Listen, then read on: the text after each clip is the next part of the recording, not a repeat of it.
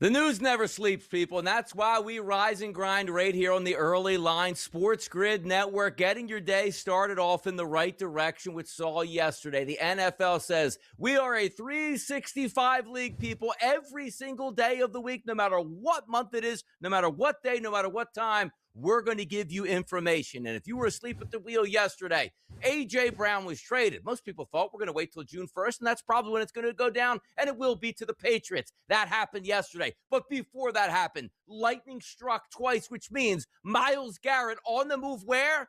To the Los Angeles Rams, as they push all their chips to the middle of the table and say, blank them picks. It's Donnie Rightside, it's Joe Ranieri, and 2 hours of action-packed information coming to you direct and live, Joe. What a day to get it started.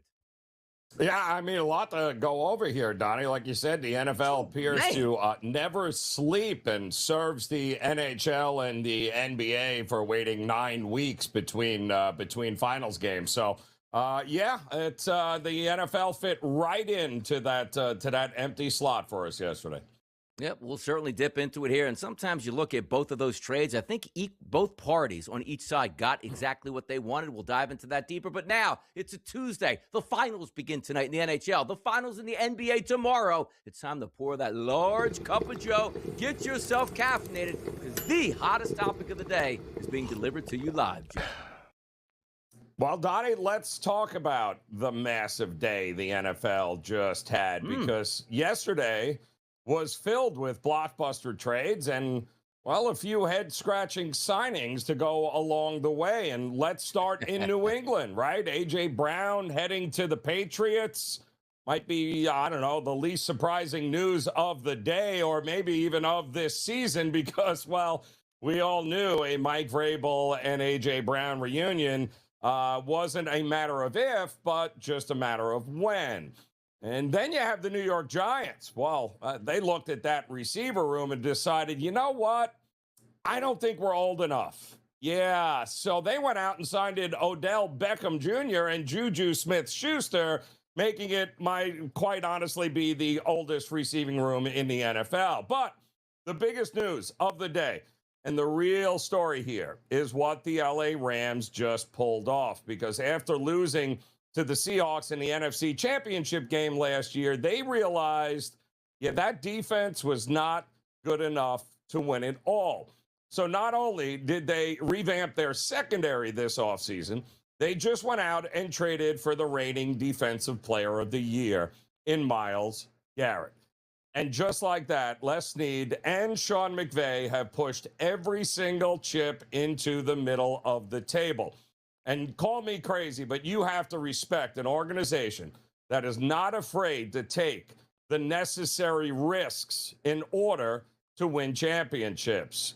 Welcome to the F Them Picks 2.0, ladies and gentlemen, because everyone wants to cry about dead money and sacrificing draft picks in the future, and how could you?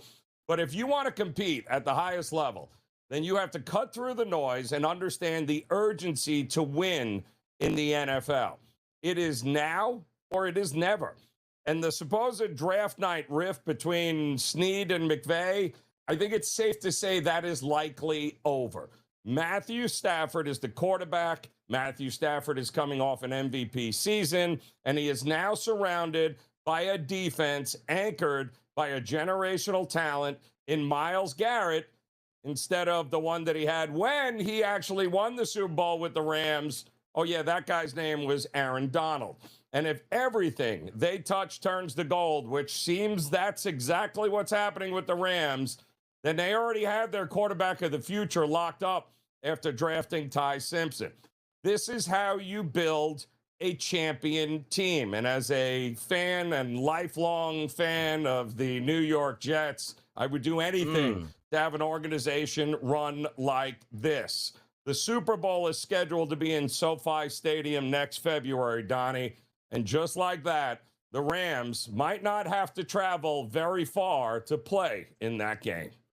It's a great point you bring up because so many times, and like I always like to reflect on my fandom as the Philadelphia Eagles. In the early 2000s, the Eagles were one of the best run organizations, but they always had that thought process, Joe, of we want to be competitive now and into the future. You know how many Super Bowls it got them? Absolutely none. You take a look at the Los Angeles Rams. When you are in that strike zone, you want to hit every single home run you can possibly try to swing at here enough to get another trophy because what's the important thing? They win a Super Bowl next year and they go, oh no, the cap caught up to us in 2 years. You got a Super Bowl. That's exactly what you're striving for. Not, hey, if we go 10-7 every year, that looks pretty good. The goal is to win a championship. I can't stand the Rams. They got better yesterday and improved their football team by getting the best pass rusher we've seen over the past 25 plus years in the NFL. Congrats to the Rams and their fans. And as Joe points out, that's the way you do business. Oh, I can make my team better by spending some money going all in. Yeah, I'm going to do that. But then there will be the naysayers. Ooh, they gave up too much for this. Yeah, they won a Super Bowl, but they get what? That's not even an argument at this point here. Myles Garrett to the Rams. They are now the clear favorites to win a Super Bowl. And again, isn't that what the goal is, to be the favorites to win a Super Bowl? Rams get it done here, Joe. Let's get right to the hottest topics here. The early lineup, which includes Myles Garrett traded yesterday. Boy, and I love how the information goes quickly too, Joe. You saw some of those tweets from the big beat writers here. Hey, the Eagles and the Rams trying to work out a deal for Myles Garrett. Joe, a minute later, bang, Rams traded for Myles Garrett, man. The information highway flies at times. Yeah, you don't make that announcement if that deal is not already done. And it was already done. It was just a matter of how much was it going to cost. But, listen, on the flip side, Donnie, give Cleveland credit. They are finally starting to realize, maybe it's time to rebuild. So kudos to Cleveland for finally coming to that realization as well. Joe, I was the one person that's screaming that they never should have signed Myles Garrett. What's the point? Because it has no impact on your seasonal success. He's phenomenal. They actually paid him, got a record-breaking season, which, again, they stunk. Like, wait a second, we going to do this again? No. You trade, you get a really good defensive end, a first-round draft pick, and you can move on at the appropriate time. I think both of those teams won here. A.J. Brown on the move, Joe, to the New England Patriots. The worst-kept secret in football. They're not going to get a one. They're not going to make that. I don't think that deal was done months ago, and the minute we hit 4 o'clock, like, all right, press the trigger, let's go. A.J. Brown on the move, a number one wide receiver goes to the New England Patriots. Yeah, Diana Rossini. No, I'm sorry, it wasn't Rossini, but it was. You knew that was coming, Donnie. And again, you went from, when's it gonna? Yeah, no, it was going to happen. And now Drake May has got a legit number one wide receiver in the room. And one of the, maybe one of the oldest guys on that roster, Donnie. So it brings a ton of experience and a ring to the table. You got to have a padded room for Diana Rossini when this story broke. That was her story that she was not allowed to break this time around. That hurts here. How about this story? Russell Wilson. Oh, where's he playing for now? He's not going to play for anybody. Goes to the booth here. Probably going to get millions of dollars. His career is over at this point. Probably played a year or two too long, but hey, there you go. To the booth you go. Didn't play long enough. He should be on the Jets roster right now, Donnie. I still think I'm holding out hope that he will come in and back up Geno Smith, and we will lose every game this year with the number one pick next year. Giants struck with wide receivers yesterday. Would be fantastic if it was 2018. Juju Smith-Schuster and Odell Beckham Jr. to the Giants here. Is this like, you see, Joe, a lot of these rap groups and a lot of these R&B groups and older, concerts, the nostalgia tour. Is that what we're doing in New York? I don't know. I feel like this is like, what are we doing here? Is this a New Kids on the Block reunion? Like, what is happening right now, Donnie, with the Giants wide receiver room? I don't know. Roger Goodell going in front of Congress, I should say. TV deals up in the air. We don't want to pay anymore, Roger. We don't. Yeah, dog and pony show. Basically, deals have already been cut in back rooms. But hey, listen, Roger, get grilled on Capitol Hill. I'm sure that'll change a lot. Steph Curry going with the Chinese shoe company, and Serena Williams, 23-time major winner, coming back for more, people. Get on Ozempic. Get on the GLP-1s. You can do wonders.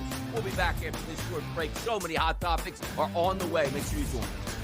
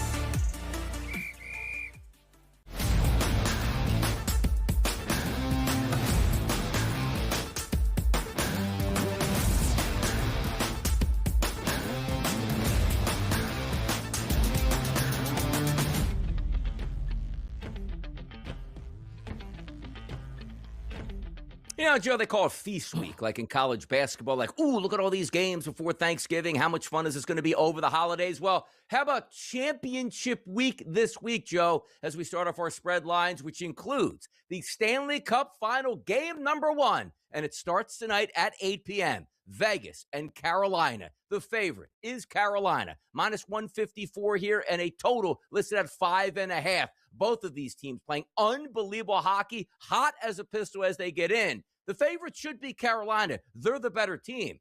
There was a time, Joe, in the final, 2 weeks of the season? Look at this. Like Carolina's going to be in easily. They're going to be the number 1 overseed seed, but Vegas, they won't even get in. What? They hired Tortorella. This franchise is a joke. How could you do that? They're in the Stanley Cup final, Joe. Give me a spread line tonight. Vegas on the road to take on the Hurricanes.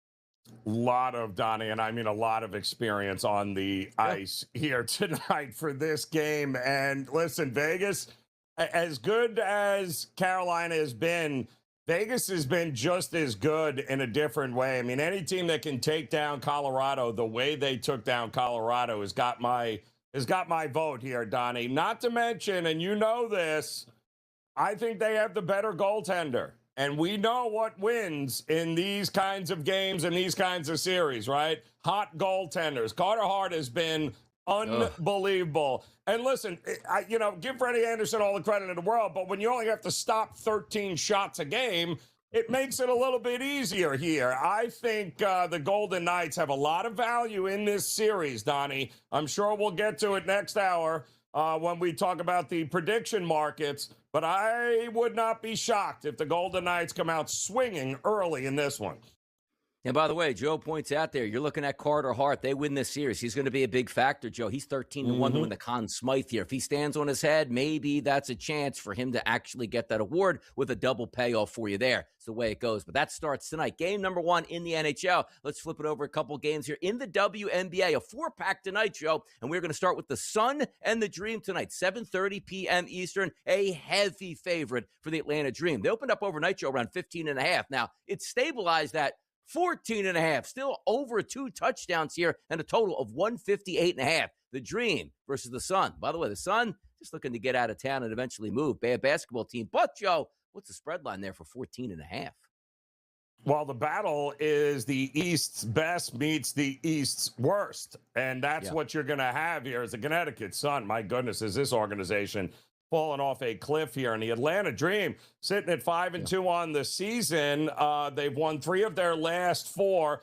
This, of course, is, Angel Reese's new team. And, boy, she's coming off one of the best games that she's had in the WNBA. 18 points, 12 boards, 5 assists as they beat the Portland Fire on Friday. I mean, it's a big number, Donnie, but these two teams could not be further apart in terms of talent and what's going on right now. Atlanta Dream, I would only lay it if I was playing it here tonight with them.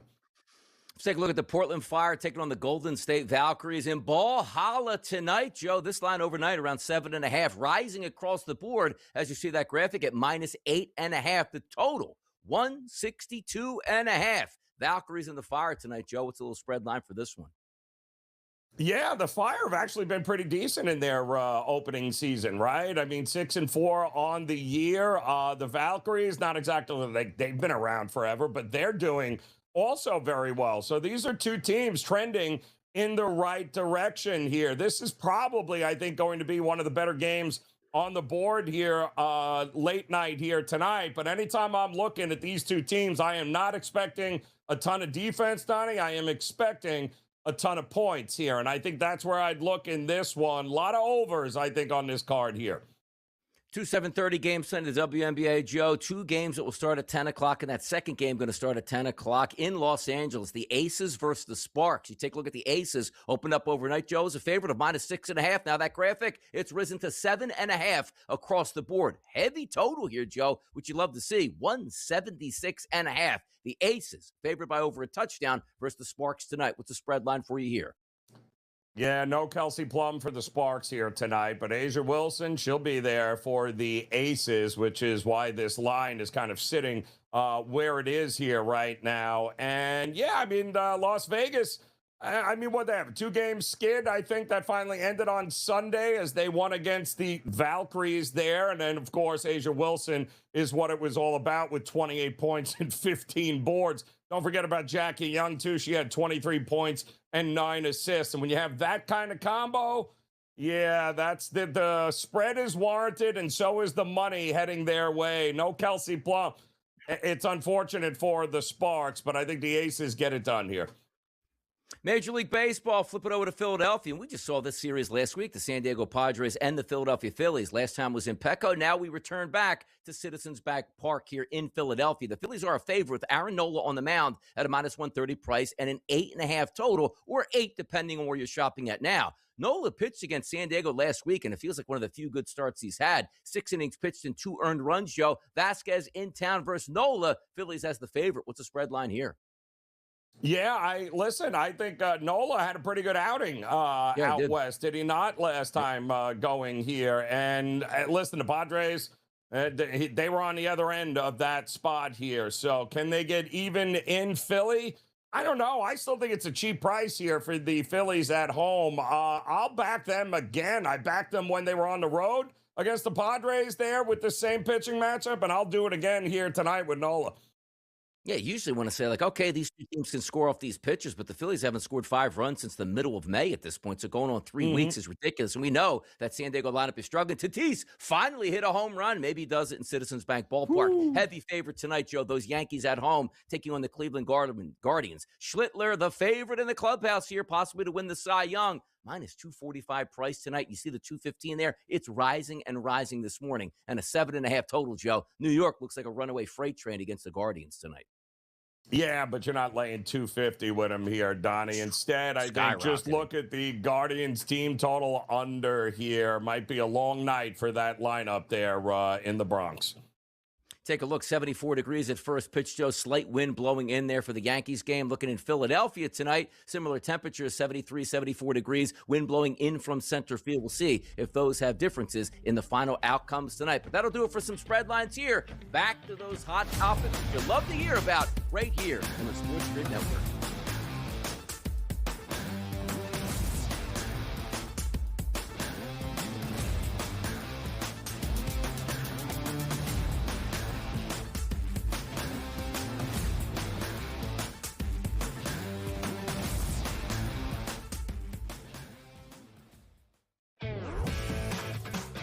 Talk has been about sports betting handle being down or flat, right, because of the threat of prediction markets and the growth of them. But we've seen Kalshi actually kind of plateau for the first time in recent memory. Looking at a graphic right now, we've had the spike for the Super Bowl, and then this is usually when things die down. Yes, there's March Madness, but usually sports betting handle kind of goes down over the course of the spring and summer until we get back to football season. Newswire, only on SportsGrid. For Abdul Carter. Hey, son, you want to be a leader? Show up to meetings on time. Don't be late to practice. This guy's sitting there trying to tell me that he's got a problem with Jackson Dart going to a Trump rally when he can't even show up to a meeting on time, and he can't show up to practice and he's late? Dude. Outspoken with Dan Cilio, only on SportsGrid. This is all about headlines, Donnie. If we hear, if that noise gets louder as we get closer, then 45 cents is going to be 65 cents, and that's the repricing we're talking about. I don't need Utah to get them. I need people to think Utah is going to go up and get them, Donnie, and that's how you make money. Prediction Markets Edge, only on SportsGrid. Now we have to endure months of manufactured rumors about will he or won't he retire LeBron James.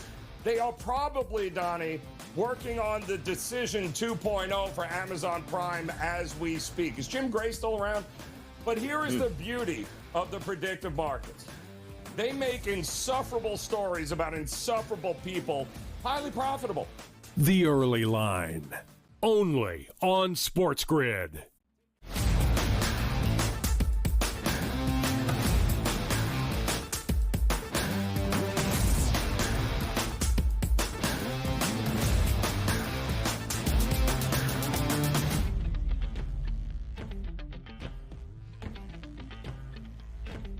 the fight we didn't know we needed at this time right now. Most of the time, and again, it's Donnie right side here, Joe Ranieri, talking about those hottest topics in Major League Baseball. We usually sign with the players. Those owners make too much money. They're squeezing out the players. Now, what you're getting on social media is that divide now. You know, some people are going to back ownership. Some people are going to back the players. I'll tell you where the players always lose in the NFL, because we love the NFL so much. And yes, they make good money. We just want to see the product on the field. So the owners will cry poor and the players are holding out for more. And we usually side with the owners. But in baseball, they have the strongest union in sports. Now, they're saying they don't want a cap. But let's hear it out here, Joe. When the cap details come out, maximum salary cap of 245.3 and a low end of the cap on the floor at 171.2. Most teams in the league barely even meet the requirements for the 171. Now, me, Joe, being a fan of the Philadelphia Phillies, my guys spend and I absolutely love it. But for the greater good of the game, is it fair, Joe, that the Cincinnati Reds, let's call it, the Pittsburgh Pirates, the Marlins, even though they operate as a small team, we'll leave that out, the Tampa Bay Rays, shouldn't it be an even playing field where everybody has the same salary cap capabilities? Because when you start on opening day, the vibe is, man, we got a chance to go to the playoffs. We might be able to do some damage this year. We might be able to be in control where, oh, look, Ohtani's a free agent. Tampa Bay's got more money under the cap than anybody else. They can sign him here. Well, Donnie, they can do that now. Stop the madness. They're not going to do that now. So am I wrong, Joe, for backing the owners in this equation, even though it's going to hurt my Philadelphia Phillies because they spend over the cap? I just think as baseball wants to flourish and grow, shouldn't everybody theoretically have a chance on opening day? Yes, but that's just not the case. I mean, for years, Donnie, we know the small market teams. And listen, the players have gotten away with it because every decade or so, you get a Marlins that wins a world championship. And then, of course, dismantles the team the year afterwards there. Every now and then, the Royals will win. And you know what happens? The Players Union goes, see, least payroll and we won a championship. So there's no reason to have it. But the reality is, Donnie, everything keeps going up. You've got the Dodgers with unlimited funds now that can spend and spend and spend. It's just not. And I tell you right now, if the Dodgers win again this year, Donnie, I have no doubt that if a deal is not in place by the time we get to December, there will be no baseball in the foreseeable future. And the thing that always gets me, too, is I understand the thought process. Like, hey, if those salaries keep going up, like Ohtani's making a couple $100 million, almost $1 billion, and Soto signs for that. But when you take a look at, like, the whole union aspect, it's like, okay, we're going to fight for the common folk here in the union and get those payrolls raised. Like, if you look at it like, hey, the foreman Joe's going to make $600,000 a year, but the guy pushing the broom is going to make $20 an hour. Like, that's not the case here. Like, you want everybody to get paid more. So you're talking about the guys making the minimum, let's just say $1 million. That now rises to $2.1 million, double. Like, that's what I think the issue is, where Bryce Harper, like, yeah, we'll never accept the payroll. Why? Yeah, because they want to make 50, 60, 70, 80 million a year. But I just think now if you just say, you know what, if we have a floor, everybody gets paid more here, that makes more sense. But again, I'm a Phillies fan. You said Dodgers fans are hate this. Well, you got to be kidding me, Joe. You can't have a cap. Of course you can, because you're paying more than everybody else, and it's fun to have the best team in baseball. But when the playing field gets evened, all of a sudden you're bringing in baseball cities that never really had a chance, could have a chance. Same thing in the NFL. If everybody, Green Bay can operate in today's NFL, that never happens in Major League Baseball. We'll see what happens, but this is going to be a long, drug-out fight at this point, Joe, which includes some teams that should be spending a lot of money, but seemingly over the past 5 to 6 years, just trading away their best players and letting them walk here. That's the who? Boston Red Sox. Big Poppy was at a charity golf tournament talking to John Henry, owner of the Boston Red Sox. Quote, he's worried, Joe. What should he be worried about? Stop letting guys like Mookie Betts and Xander Bogaerts and Rafael Devers get out of town here and claim, oh, we just can't compete. Spend money, man. You got it. Yeah, well, I mean, and look at what he's got now. Look at the product on the field right now, Donnie. It's laughable. This is what you get when you let superstars walk out the door because you're trying to save money. Oh, there you go, Donnie. That's what you got. And it's not like they can't afford it, Donnie, but they're choosing not to, while teams like the Dodgers are saying there is no check we won't write in order to win. Two totally different ownership mentalities going on here. Like, and honestly, like sometimes you just look at like the front office where Joe, like you fire your manager, everybody loved Alex Cora, and it seems like the general manager / president of operations hates the entire team. Like Mookie Betts, one of the best players in baseball. You know what you basically got back for the guy? Alex Verdugo? Like, that doesn't work. Like, hey, Ohtani's going to get traded for a bag of donuts. No, maximize those trades. Use that payroll efficiently. They haven't been able to do that here. And now it's like, oh, well, what do you want us to do? I don't know. Be a competent organization with a lot of money to spend and go out and spend it, people. Topics continue here on a Tuesday. It's the early line. It's Joe and Donnie. It's the Sports Grid Network.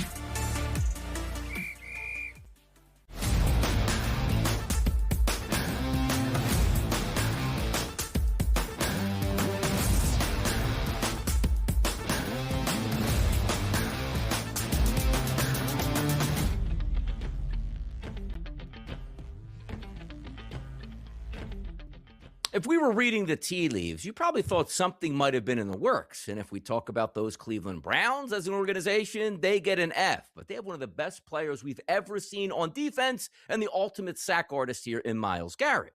Now, I always thought it was interesting where Myles Garrett took a hardline stance. 2 years ago? I'm not playing for Cleveland anymore. His team stinks. The organization stinks. I demand a trade. And then Jimmy Haslam goes, what if I pay you more money than anybody else? Psh, love it. Cleveland, awesome. I want to stay here. But then again, how many times have we saw this playbook? Let me make sure I get more money than anybody else can possibly pay me. Then when I get it, I'll put up record-breaking numbers and then maybe behind the scenes say now's the time to look for a trade. But we didn't actually hear that. But you know what's interesting, Joe, in the offseason? Cleveland made a slight tweak to that contract for Myles Garrett, and beat writers picked up going like, wait a second. This isn't really moving money around, but this actually makes him easy to trade. And the Browns go, no. Just bookkeeping. Don't you dare read into this. Fast forward to yesterday, Joe, June the 1st. Myles Garrett on the move from the Cleveland Browns to the Los Angeles Rams for Jared Verse, a 2027 first-round pick, a 2028 second, and a 2029 third. The best pass rusher in the NFL goes to L.A. to bolster that defense, and Cleveland gets a solid piece back and a lot of future capital, Joe. I think both teams won in this equation. Yeah, it is a win-win. And, this is just more fallout from the whole, Deshaun Watson signing here, Donnie. That this is all this is here. It's just, I don't know. When you're talking about Deshaun Watson as a possible starting quarterback this year, that tells you everything about the state of the Browns. And that's fine. I mean, listen, you're stuck paying him. But, you know, it is time to cut your losses. We saw Denver do this a couple of years ago, right? When Sean Payton came in, $85 million in dead money, they're like, you got to go. Like, we have to hit the reset button. Yes, it should have been done earlier, but it's not too late to hit the reset button. And finally, the Browns have decided now's the time. And by the way, I mean, he didn't even meet with the new head coach, by the way, because you didn't hire his DC who he wanted as head coach. If he had, Garrett probably would not have wanted to leave. But since you did, yeah, he was looking for a new destination. Boy, did he get an upgrade in destinations here, Donnie. My goodness.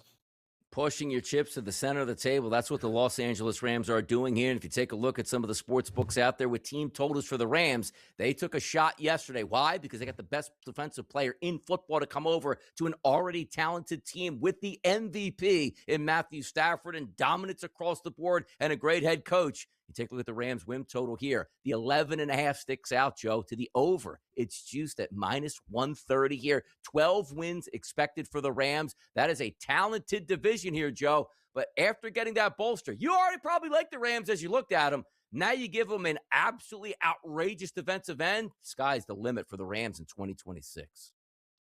Well, and they saw what we all saw, Donnie. They had issues with the secondary. And when Sam Darnold is picking you apart, you got issues. So they addressed those. But the other big issue, Donnie, was they couldn't get to Sam Darnold. They couldn't get any sacks. And as good as Jared Verse is, and he's a young, he's going to be in this league for a while, they couldn't get to the quarterback. If you can't get to the quarterback, that's a problem. And they just solved that problem as well. So the defensive side of the ball is going to be much better than the version we saw a year ago.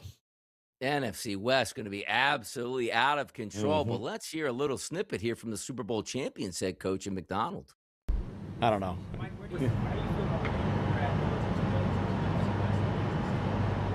Bro, I really don't care.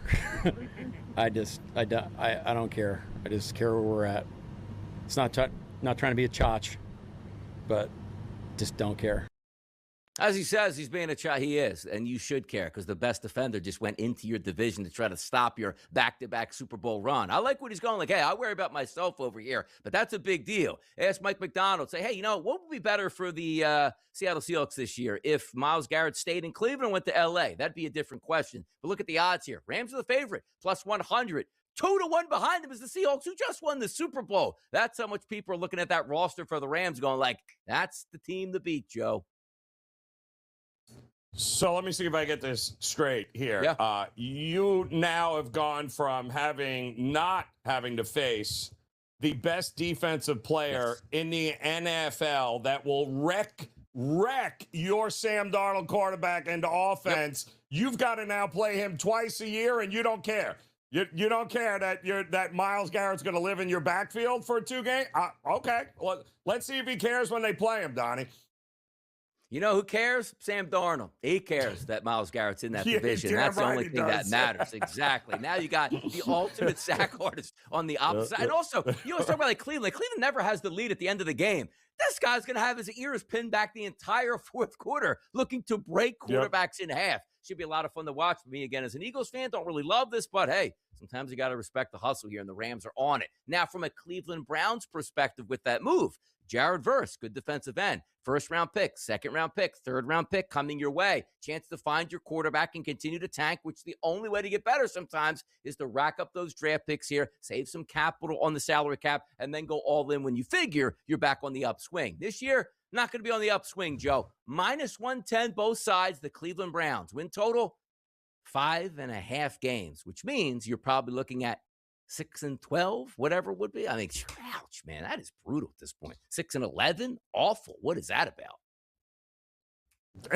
You're telling me, Donnie, basically, is the Browns are going to be the Browns again this year. But they will be the Browns again. They had a ton of draft capital this year, right? This is a very young team. If they can find a quarterback they can trust and they can actually rely upon, then yes, Monken and company will have, the future will be bright. It's not going to take 5 years to rebuild, Donnie. I mean, they had what, 5, 6 draft picks in the first couple of rounds this year. We'll see how those plan out. You're going to have a boatload more over the next. It should not take that long for the Browns to recoup and get going here. So funny, too. I can't even do the math on like a 17-game season. We look at like 4.5 or 5.5 wins. Like, what does that even come out to be at this point? You know what it comes out to? The Cleveland Browns going to be really bad. Other news yesterday that we were waiting on. I almost need a standing ovation from A.J. Brown, the Philadelphia Eagles, and the New England Patriots. The rumblings have been out there for months here. Oh, here's what it is. Here's what it's not.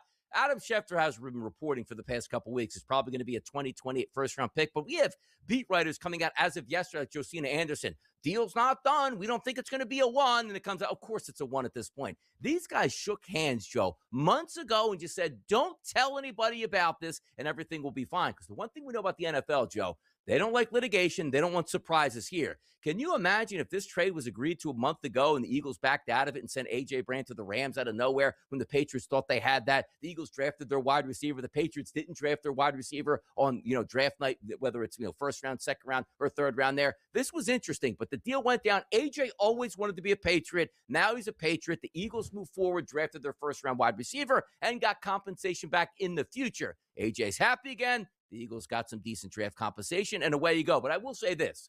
It's hard to replace number 1 wide receivers in the NFL. Now, if the Eagles think his knee might be bulky, that's one thing or another. But a guy in his prime that demands double coverage, that helps your entire offense, Joe. And that's not going to be in Philadelphia anymore. Yeah, I mean, 6'1", 6'2", 225 wide receivers don't grow on trees, Donnie. So he is a game changer. And for a young quarterback like Drake May, who made it all the way to the Super Bowl here, and Josh McDaniels is going to figure out ways to get him involved a lot this year. So, yeah, it's great for both teams, Donnie. It's time, it was time to move on from Philly. They got in return, and congrats, Patriots. You got your number 1 receiver. Wideouts are maniacs, Joe. This guy went to 2 Super Bowls, was lighting the board up, might have gone down as the best wide receiver in the history of the Philadelphia Eagles here. And he's like, you know what? I want the football more. Super Bowls be damned. That's the wide receiver. But you know what? He's getting 10 to 15 targets every game in New England. Why? That's why he wanted to go there, people. Oh, man, the NFL 2026 season. We're close, people. We'll be right back after the break.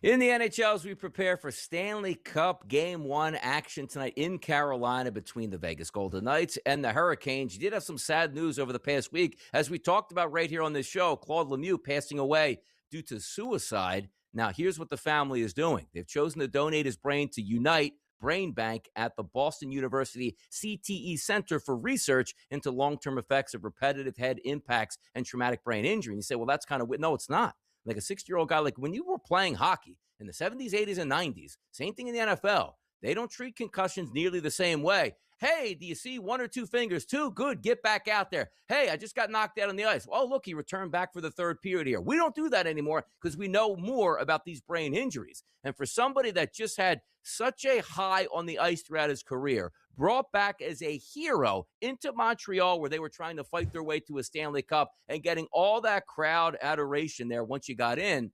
And it turns out a few days later, he passes away due to suicide. I like when the families do this, Joe, because, you know, it's tough and it's public and they're donating his brain to society, basically. But hopefully this gives us some answers on the impact of how we can actually avoid this here and make the science better that goes into concussions.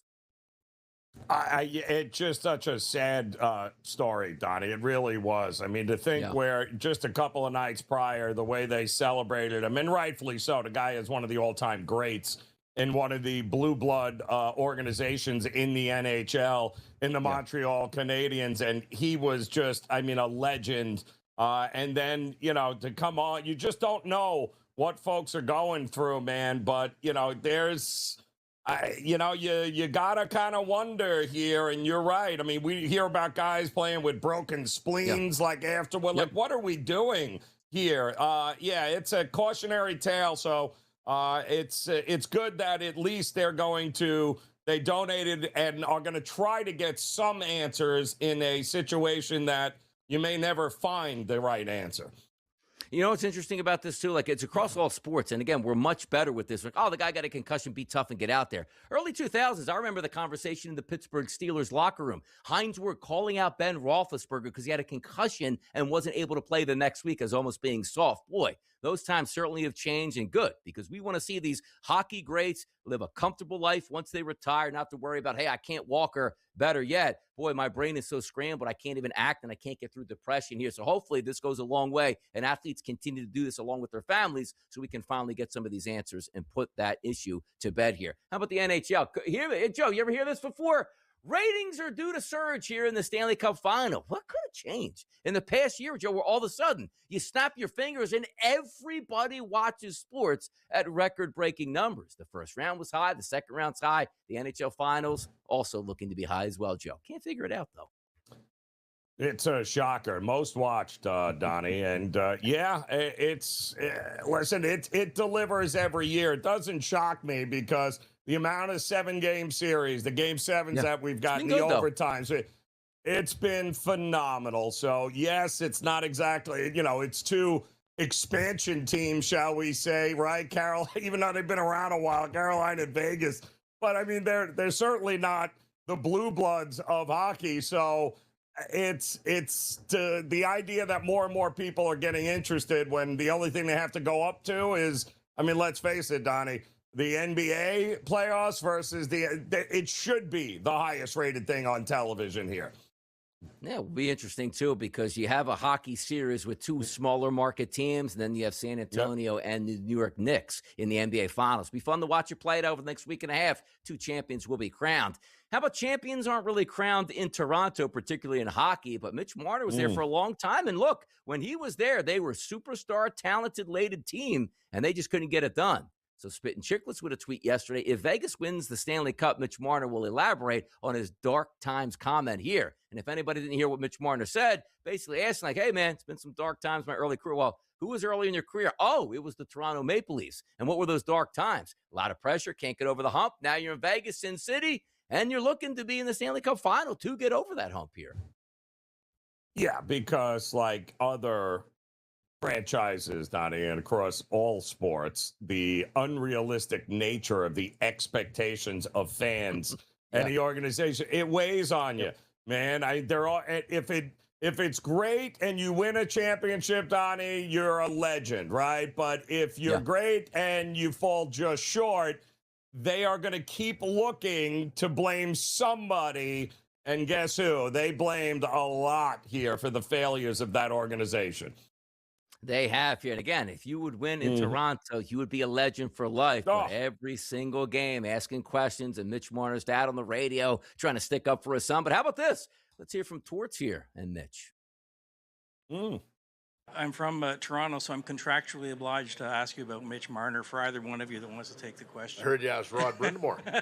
I did. Yeah. What is it about the setup in Vegas that's maybe worked a little better for him this season, certainly in the postseason, than in the past for him? I did an interview last week. I spoke to that, and for me, I think the change has helped him. But I think our team is deeper and a better team than what he had played on in Toronto. Not that Toronto didn't have real good teams, but you have to have that depth throughout your roster, because to go through the 3 rounds or ultimately, hopefully 4 rounds, everybody's got to take their turn. So there's going to be a time where somebody else's line steps up. When you look at Carolina, some of the players on their team that have stepped up, our team is the very same. Mitch is playing with tremendous confidence. I think that he, there's probably 8 or 9 guys on our team that have never been to a final before, and I think he's, really savoring the moment. That would be how I would answer that. Talking about that Stanley Cup final here, Joe, coming up. And how about this from ESPN Insights? The Carolina Hurricanes are the first team to enter the Stanley Cup final with 1 or fewer losses since the Oilers back in '83. They started 11-1, then they faced off against the Islanders, and they got swept. Super hot team going into the finals. I don't know if it's going to be a sweep by the Vegas Golden Knights, but an interesting stat, Joe, nonetheless. Yeah, that was part of the Al Arbor there, four-peat, I think, for the cups. Islanders, 80 through 84. Yeah, that was, they ran into a juggernaut there. The way it kind of feels is like experience matters here, and nobody's got more experience in the finals than what this Vegas Knights team has. That's for sure. That was interesting. The NHL back in the day, like the Flyers won cups against the Bruins. How does that happen? The Flyers won a cup against the Sabres. How does that happen? Kind of interesting here, the way it goes down. It is what it is. The NHL on fire. We'll be back next.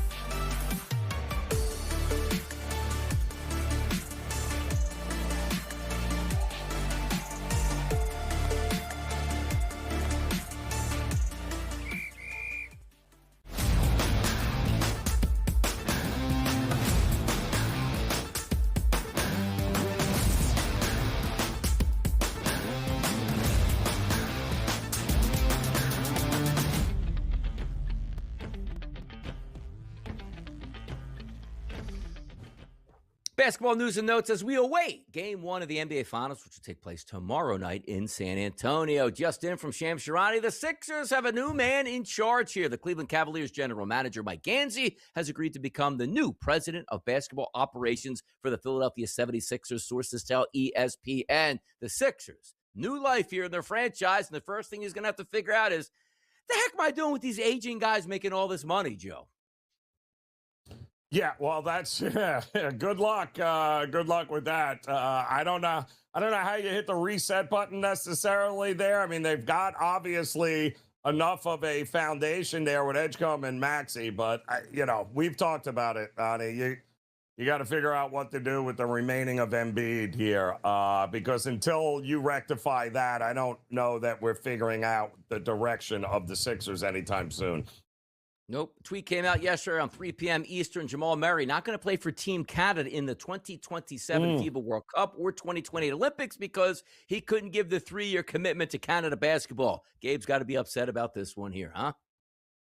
Oh, I mean, he represents everything that is Canadian basketball. It's called soft. So that nothing about that shocks me at all, Donnie. Nothing. You know what shocks me, Joe? And help me here. I've never watched a Dallas Mavericks game or let's just say a Stars game and go, boy, they really need a new arena. Because it's not that old in the context of things where they keep upgrading. But the Dallas Mavericks are like, hey, we need our own arena now. It's amazing how I don't know if it's going to be privately funded or whatever. But when did it turn into now?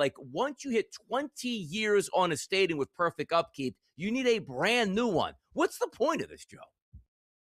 Oh, the problem is it's keeping up with the Joneses in Dallas. Jeez. And you do have a Joneses. It's called Jerry Jones. So you're going to sit there and watch what Jerry does, building Jerry World and everything else. Over Arlington, the Rangers got a new state. So, listen, why should they have a new stadium and we don't get a new stadium now? So, yep, it's coming, Donnie. Valley View site. I don't really know the Dallas area, but I want to say the old Dallas Cowboys practice facility was in Valley View. I could be wrong on that, but it's just it was in Las hey, we're just Colinas. gonna move and do this. Yeah, was it? Yeah, there you go. So I mean, by the way, Dallas Fort Worth is the biggest area that you can possibly have.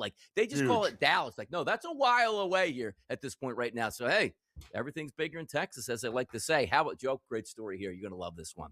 Aspiration founder Joseph Sandberg has been sentenced to 14 years in prison for defrauding investors of $248 million per Baxter. He and the Clippers are being investigated by the NBA for paying Kawhi under the table. Nothing to see here, Joe. No connections need to be made when we're talking fraud to this degree on a contract that we know is fraud. And the NBA is like, please just go away. Please just go away. So you're telling me that you need a fall guy. Is that what you need? You need, somebody is taking the fall here, Donnie. I think three people removed from actually what was going on here. So they're not stupid. They're not stupid. Sometimes the most locked down, case, open and shut cases you can find. Let's do a little bit of digging on Kawhi actually went to L.A. Oh, fake companies paying him more money so they can pay him under the table because he couldn't make that much money from his contract itself. And the NBA wants to look the other way. And then we just get this oh, yeah, this guy's connected to a lot of fraud. Yeah, but that doesn't mean anything about the Kawhi fraud. That's a completely separate entity. Oh, that couple $1 million that showed up in the account to pay Kawhi, and that's the only money that was in the account and put in there by a previous owner. Nothing to see here. Love this. I can't wait for this to be you know what? Whatever happened to what happened with Kawhi? Oh, he's retired now. We're not worried about that at this point. That's what they're waiting for here. But, Joe, the return of the Larry O'Brien Trophy at center court for the first time since 2009. It's been that long, but here we go, Joe. Do you know why that actually was taken down and taken away in the meantime, Joe, back in 2009? What do you think the reasoning for that was? Why is that, Tony? It's a good question. Well, we see it a lot in professional sports and even the collegiate ranks. Dribbling the basketball in those newly pressed logos, slipping all over the place out here. I can't get my footing, but it looks beautiful. And technology has to come a long way, Joe. We have to be you see the logos like Spurs and Dallas and the Heat and the Magic in that picture here. We don't slip on those. Why can't we just not have a non-slip situation here? Because we want this trophy. It just looks different and it looks big. Yeah, it really does here. They should just make it all LED, Donnie. That's what I think they should do. Just turn the whole court into a big, because that worked out so well in March Madness. By the way, we're going to start something there at the top of the hour, which I have to get off my chest, which a lot of organizations do in their ballparks here. And I'm over it already, Joe. Thanks for lighting the fuse for hour number 2. Coming up next. Yep.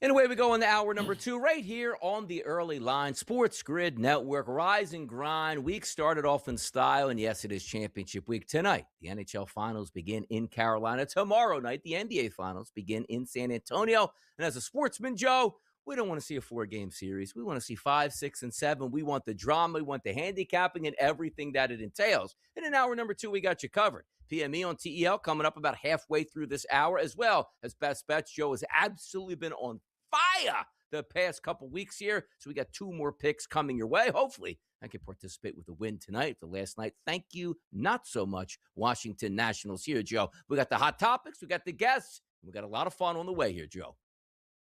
Yeah, we do. I mean, a lot to be excited about. Anytime Stanley Cup, finals tonight. Tomorrow we got the Knicks and the Spurs. So, and a lot of great Major League Baseball series that begin tonight. A lot of guys had get days off yesterday, Donnie. So it's going to be a fun week for sure. Now, as we talked about, and as Joe pointed out, like, these, signs and LEDs and all that stuff, which got me thinking right away, and like triggers back PTSD, I should say, in my head.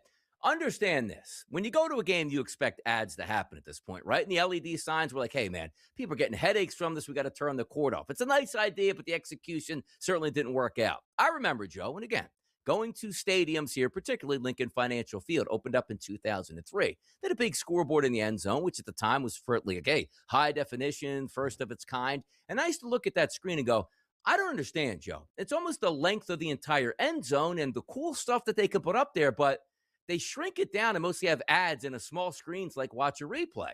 So years later, they go, you know what? We're going to give you guys an even bigger screen in the end zone, showing up to the games, going like, this is really awesome. They did the same thing, Joe. They shrunk it way back down to where you would barely see it, and a third of the screen was for the football game itself, and the other 2/3 was for ad space. The Phillies have done the same thing since moving into Citizens Bank Park. Start off with a fairly big scoreboard, a lot of ads. Then they get the Jumbotron out there, and it turns out, again, it's the same screen, just designed to have more ads around it, Joe. Do we need all those ads? And can't we just enjoy the game? Like, hey, look at that home run on the big screen, not like sponsored by Cavity Busters, Tasty Cake, Lissio's Bread, a car company, Comcast, Xfinity. Why do we need all that stuff, Joe, to drive us crazy? Oh, because that's where the money is, Donnie. That's what do you think is buying those giant jumbotrons there? Yeah, that's what money, more money. Bring it in. Let's go. Uniform patches. Anywhere we can do it, Donnie. Holograms in the sky next. Come on. Anything that we can do to get more money and more advertising. That's what it's all about. Well, like, wow, that screen is going to be awesome. Wait a second. All they did was add more ads on it. Yeah, there you go. Hoodwinked once again. Let's get into the early lineup and some of those hot topics, Joe, which, I mean, none hotter than yesterday in the end. It's June, Joe. We're talking NFL blockbuster city trades. Myles Garrett from the Cleveland Browns to the Los Angeles Rams. Jared Verse comes over here, a future number 1, a future number 2, and a future number 3 on the way. The Rams get their high-flight, top-ready pass rusher, and the Browns looking to hit that reset button with extra young draft capital.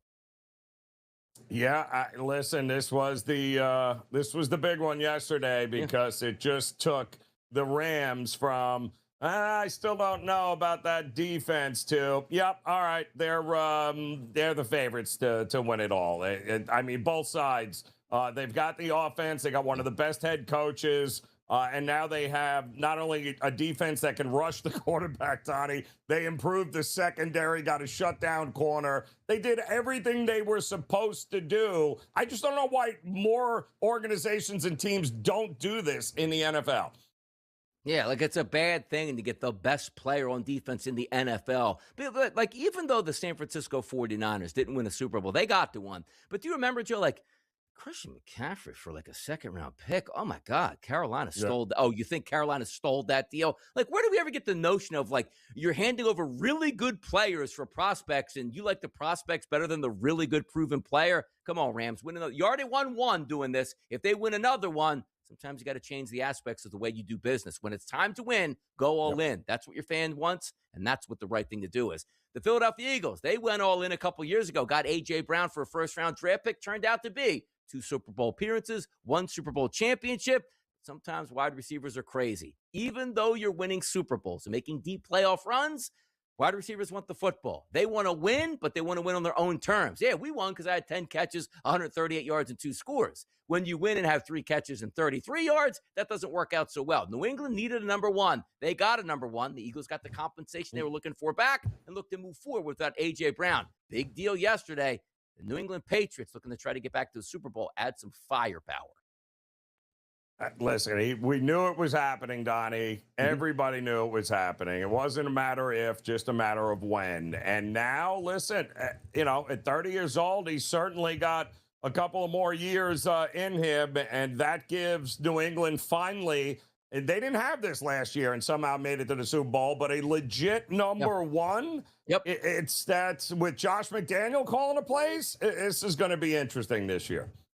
Yeah, when good football teams get better by adding good players, it usually makes some sense. I understand. Schedule much harder for New England this year, but it helps to have a number 1 wide receiver to help out your young quarterback here. Russell Wilson set to retire from the NFL and head to the booth to make even more money. He's a personality, corny at times, but certainly he does know the game.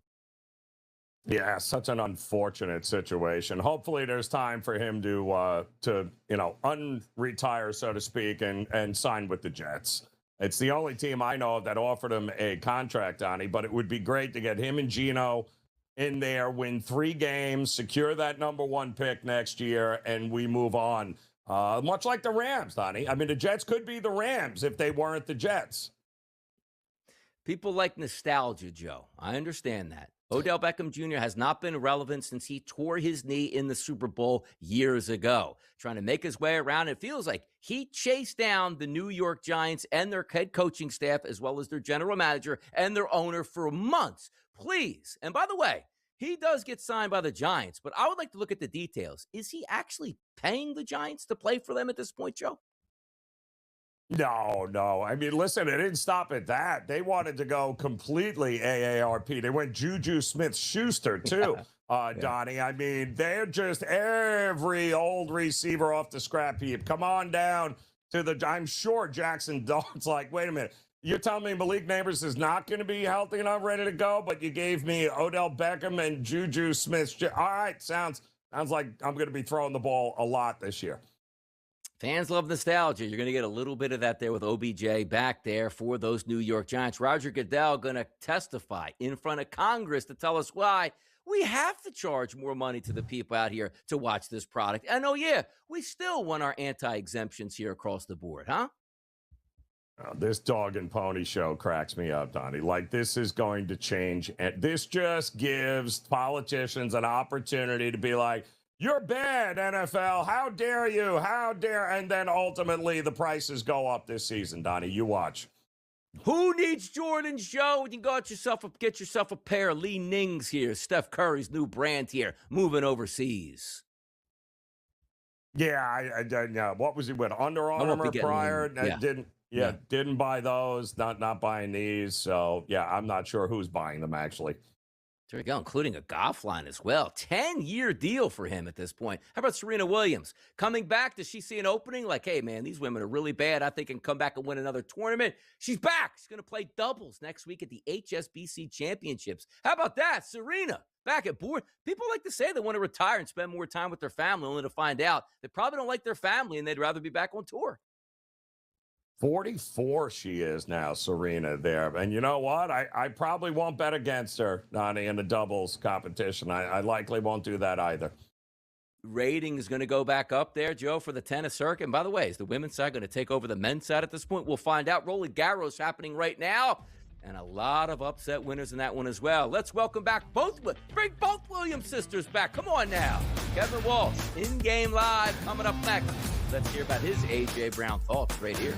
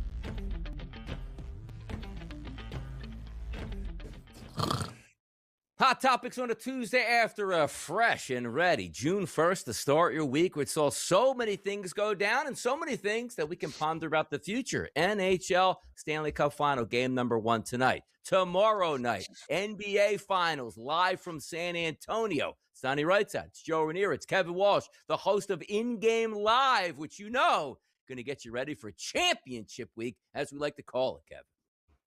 Yeah, we certainly will. Yesterday, we were following the baseball, following a little bit of the WNBA, also beginning some of that World Cup preview as we are getting closer and closer to the world's biggest tournament.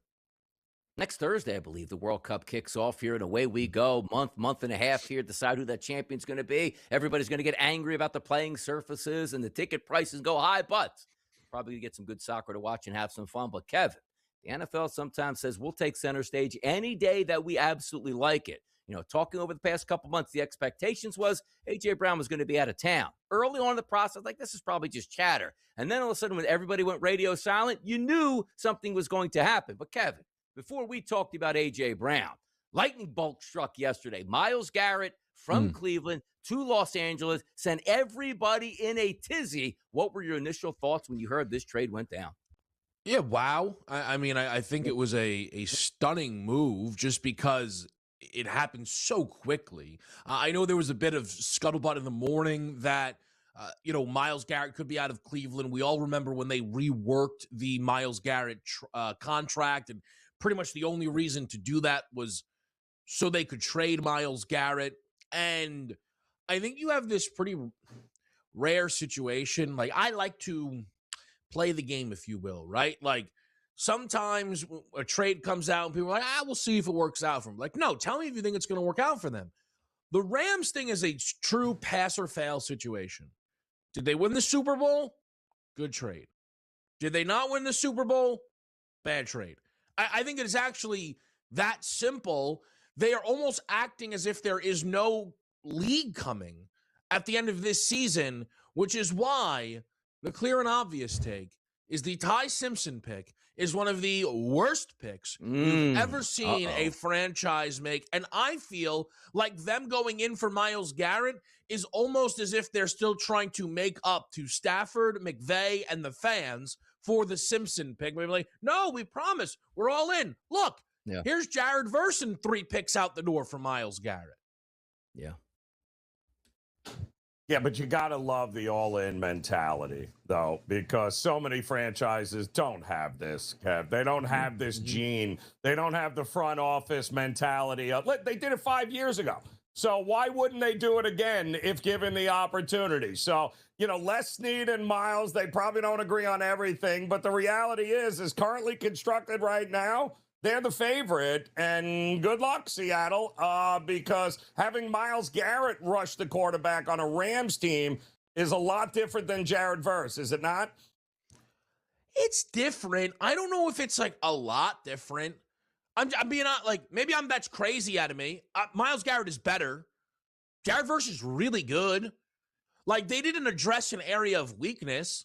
They upgraded, and they were already the favorites. I agree with you, though. I like the all-in mentality because they trust their quarterback-coach combination. And maybe more than anything, they trust their coach, right?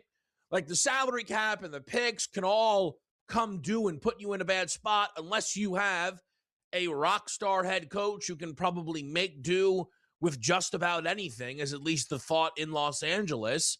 And it probably is why teams, like Buffalo or Baltimore or whomever it may be, should be more aggressive. The thing is, I don't know how many other teams could have made this trade. The Browns were adamant in getting back Jared Verse, right? So a pretty much established all-pro level talent with multiple years left on his rookie deal. Like, Donnie, I think some people were mentioning, what about Jalen Carter, right? In Jared Verse's spot, Jalen Carter's too far along. I mean, compared to Jared Verse. Like, I think Carter versus is an interesting conversation, but not when you talk about value to the franchise. Yeah, certainly a guy that can certainly take over and dominate. I thought both of those teams made out well where, yeah, you probably overpaid a little bit for Myles Garrett, but the goal is to win a Super Bowl. You're not worried about overpaying a couple picks here if you get the job done. In Cleveland, who never should have had Myles Garrett on that roster the past couple of years, and should have never have re-signed him here, they end up getting out of that here, so I think it worked out for both. Now as we switch over to the Philadelphia Eagles and A.J. Brown, the worst-kept secret in the NFL, that the Patriots and the Eagles had a deal worked out, and a lot of, as they call them, bozos out here in the process. Oh, no way, it's going to be a one, and it's still the door is wide open. Do you really think that if we would have had a deal like A.J. Brown wasn't going to be traded soon to the Patriots, where you were going to ship him off to, let's just say, Arizona, and that was going to be fine? You knew that deal was in place, but understand this too. A.J. Brown is wild. And Kevin and I do a lot of shows talking about A.J. Brown and his antics there, where the wide receiver mentality is so much different than everybody else. Like in college, I played on a bad football team. You know what I loved? Every fourth quarter, we were throwing the football. There were some games that we lost, and I would have like 10 catches for $140 and 2 scores. I'd be like, that feels pretty good. Let me go tell the people about what I did. And then there were games we won, Kevin, 1 catch, 9 yards. I'm like, yeah, we won, but boy, it would have been more fun if I had more catches, and we won this. A.J. Brown was in Super Bowls, scoring touchdowns, getting as many targets as he wanted, but there were games mixed in where, hey, the Eagles are unbeaten their last 6-7 games, but AJ's unhappy because he's not winning his way. It's just the way it goes down. He'll go to New England, Kevin. He's going to get 15 targets a game. But what did you think when it finally all went down yesterday where A.J. Brown went to New England? Yeah, I mean, the Eagles completely worked the Patriots. So here's I saw a respected Eagles beat reporter try and downplay the return here. What world are they living in? Again, it's people were saying, oh, I don't know if A.J. Brown goes for a first-round pick. Everybody knew the Eagles were done with A.J., and A.J. was done with the Eagles, and Philly was like, yeah, we can't trade him until June 1st. And the Pats are like, okay, give us a call. We'll be here, whatever you want. Oh, because the Eagles have to wait for the 28 draft pick instead of the 27 draft pick. First of all, the 26th draft pick is what New England wanted to give up because it was 31st overall. Newsflash, it's probably not going to be pick 31 or 32 in 2028. And it's more likely it's a bad pick in 2028 than in 2027. So the Eagles dictated the terms while having zero leverage. That's A-plus work, as always, out of Howie. Pat's backs were against the wall because of the Mike Vrabel situation. They had to back their guy. You would think Kevin hosted a football show called Pro Football Today. Well, he does on the SportsGrid Network, but catch him tonight in-game live with Gabriel Morency. Stay tuned.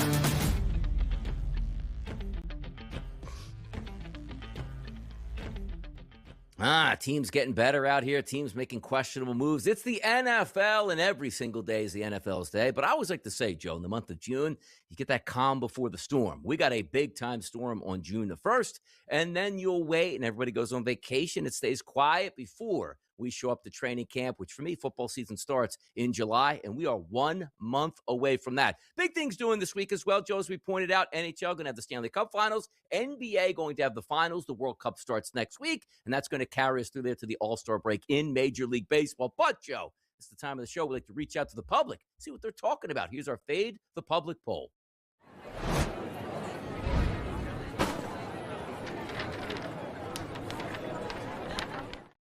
Hot topic yesterday, trades in the NFL, none bigger than Myles Garrett from the Cleveland Browns to the Los Angeles Rams. We asked the question, what are your thoughts on the Myles Garrett trade to the Rams? Me, Joe, I voted, I hate the Rams. 12.5% is what the live number is. We're at 33% a little bit before. I couldn't care less. This can't be happening. I'm happy for him. How about that, Joe? Nobody says this can't be happening. Why? Because I guess it happened. Well, I think it did happen here, Donnie, and I think it's, listen, kudos to him, man, for getting out of Cleveland, and kudos for Cleveland for figuring it out that, you know what, we're probably not winning with Garrett since he can't throw the ball and play offense, so, yeah, it's time to hit the reset button here. But they're still going to fail in epic ways, Donnie, and I am all for it. I can't wait to see the Browns still be atrocious here. Is it going to be Watson? Is it going to be Shador out there? Dylan Gabriel? We'll find out. But the one thing we probably know is they're headed for a last-place finish once again in the AFC North. But now, Joe, he's been on fire. Are you ready, people? These are our best bets, and bye.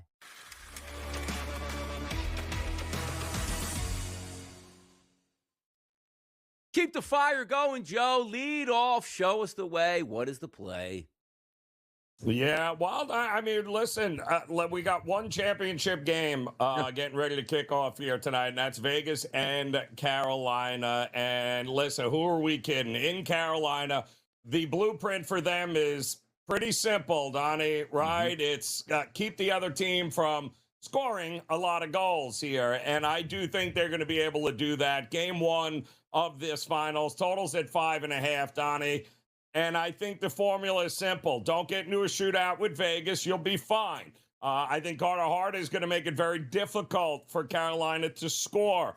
I don't think that Vegas is going to have a ton of success in game one. I think the under at that price, Donnie, carries a lot of value here. Carolina wins very simply. 2-1, 3-1 games. That's exactly, I think, what we're going to get in game one. Under and Carolina from me here tonight.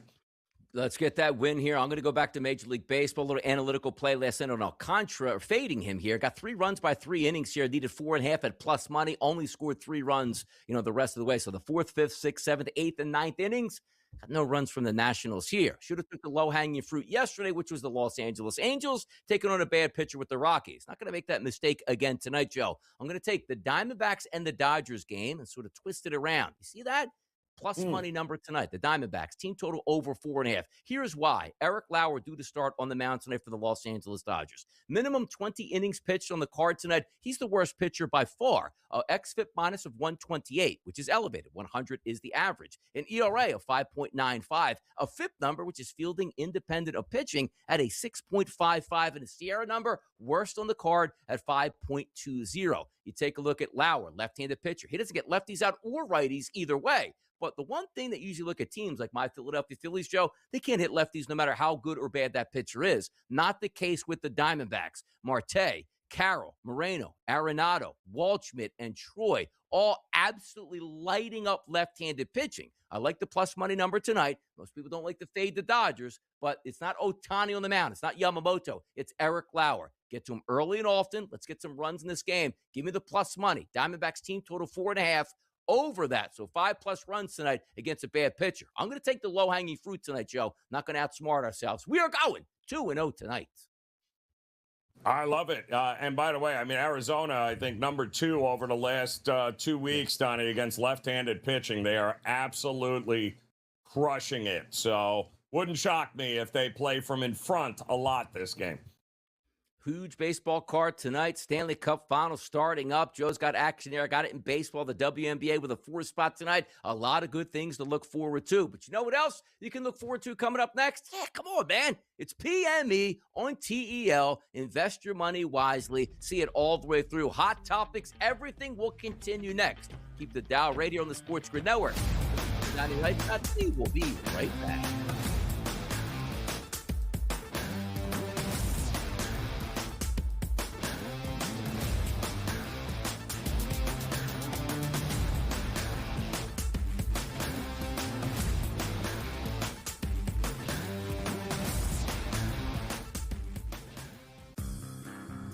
Hey there, it's your buddy Craig Carton. If you're trying to find out how to get all the great content that me and Tyrone Johnson give you every single day, here's Tyrone to tell you how. You can subscribe on Apple Podcasts, YouTube, Spotify, and of course, Amazon Music as well. We're at all 4. That's right. It's the Craig Carton Show podcast every weekday morning live at 11, replayed at noon on YouTube and on SportsGrid throughout the country. Check it out. They're trading right now currently at 74 wins on the season, which means the Kalshi marketplace goes by 5-win intervals. 75-plus wins for those Houston Astros. That's a 49% contract to the yes, which a $100 investment pays back $205, Greg. I'm not high on this team. Look, again, 75 wins for the Astros is terrible, but this team might not even look the same as where we stand today by the time we get to that deadline. Pro Baseball Today, only on SportsGrid. You can recruit super young talent that may go in the NBA. You can recruit older guys and have them grow up together. But if you want players to stay, either sign them to contracts or treat them well enough where they're going to stay. To me, it's pretty simple. And, you know, a lot of coaches last year had good years and they left skid marks on their schools and nobody said a word. Outspoken with Dan Cilio, only on SportsGrid. Go over the summer where there's drastic changes and gas drops down to $3 a gallon, $2.50 a gallon in some states, and then you have some of the price markets go down. You ride that momentum is what Joe's talking about. So if you say right now, which party will win the U.S. House, and you think it's the Republicans currently trading at 20%, you take them now, and if good press comes, that turns into 25% and 30%, then you have the option to cash out. Prediction Markets Edge, only on SportsGrid.